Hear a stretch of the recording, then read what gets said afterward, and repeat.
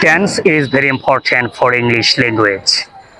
If you want to speak English effortlessly, you must learn tense because tense is very important for English language. তাহলে আপনারা মূলত কয়টি tense পড়বেন English ভাষা শেখার জন্য?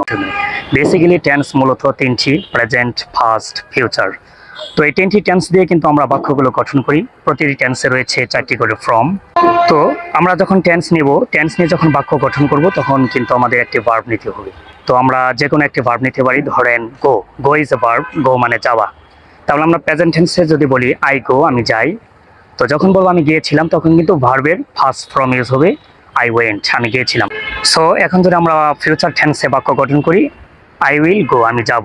তাহলে আমি যাই, আই গো, আমি গিয়েছিলাম, আই ওয়েন্ট, আমি যাব, আই উইল গো। ওকে, আর যখনই আপনার এই টেন্সগুলো দিয়ে বাক্য গঠন করবে, তখন আপনার ইংলিশের যে ফ্লুয়েন্সি সেটা চলে আসবে ইনশাল্লাহ। যেমন I go, I am going, I have gone and I have been going for 10 minutes. এভাবে কিন্তু আপনারা বাক্য গঠন করতে পারবেন। Stay well, stay healthy, see you next time. আল্লাহ হাফেজ।